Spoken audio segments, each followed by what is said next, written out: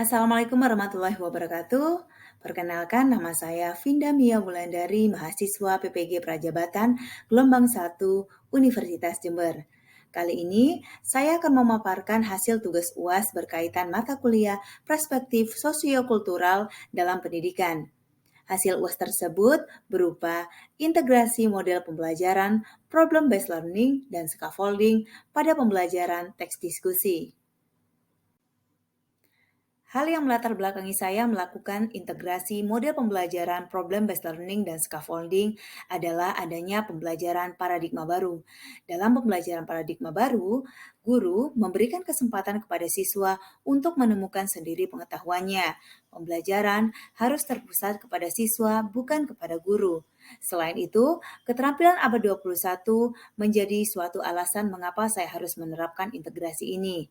Keterampilan tersebut berkaitan dengan keterampilan, karakter, kewarganegaraan, kolaboratif, berpikir kritis, kreatif, dan komunikatif. Selain itu, kelemahan problem-based learning yang mengarah kepada siswa belum sepenuhnya dapat memecahkan masalah pengetahuannya sendiri memerlukan sebuah scaffolding. Scaffolding itu bisa berupa bantuan dari guru, teman sejawat, pada Zone of Proximal Development atau yang disebut sebagai ZPD. Dalam membimbing siswa mengembangkan potensinya, pendidik harus memahami Zone of Proximal Development atau yang disebut sebagai ZPD. ZPD dicetuskan oleh Vygotsky. Menurut Stewart, ZPD merupakan jarak antar tingkat perkembangan sesungguhnya yang didefinisikan sebagai kemampuan pemecahan masalah secara mandiri dan tingkat perkembangan potensial yang didefinisikan sebagai kemampuan pemecahan masalah di bawah bimbingan orang dewasa atau melalui kerjasama dengan teman sejawat yang lebih mampu. Selain itu, Vygotsky berpendapat bahwa dalam pembelajaran seorang guru memerlukan scaffolding. Hopkins berpendapat bahwa scaffolding adalah proses interaksi anak yang dibantu dalam memperoleh pengetahuan dan keterampilan.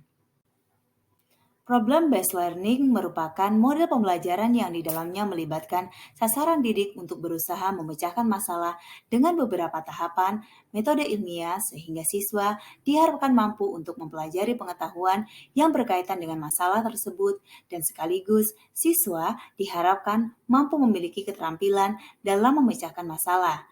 Samsida dan Hamidah. Sintaks PBL berkaitan dengan tahap pertama, orientasi pada masalah.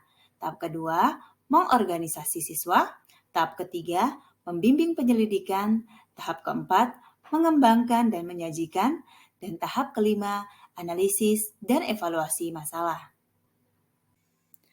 Bentuk scaffolding pada pembelajaran teks diskusi di kelas 9G SMPN 2 Jember terdiri atas dua jenis. Yang pertama, scaffolding yang dilakukan oleh guru dan scaffolding yang dilakukan oleh siswa atau teman sejawat.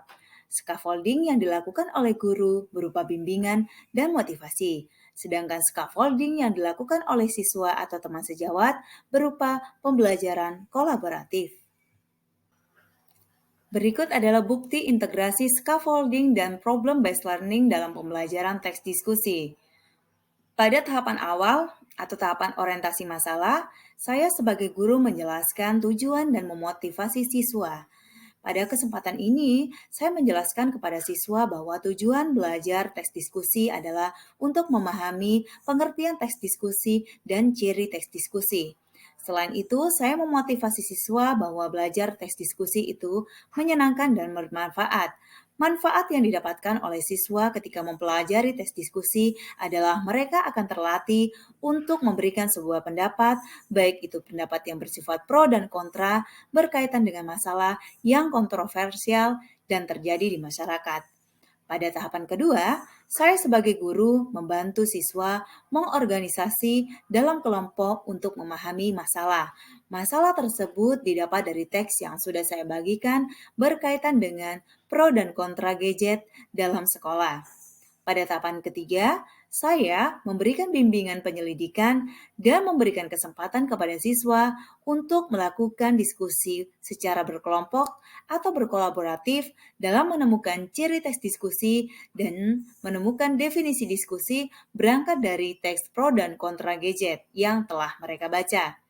Pada tahapan keempat, saya sebagai guru membimbing peserta didik secara kolaboratif dalam menyajikan hasil. Hasil di sini berupa hasil diskusi berkaitan definisi teks diskusi dan ciri teks diskusi. Di tahapan akhir, saya melakukan evaluasi dan menyimpulkan kegiatan belajar serta memotivasi siswa bahwa belajar teks diskusi itu menyenangkan dan bermanfaat bagi siswa.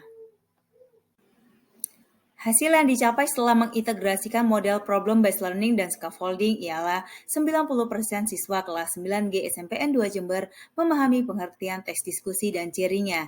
Sementara itu, keaktifan siswa juga meningkat dalam menyampaikan pendapatnya baik secara individual maupun kelompok.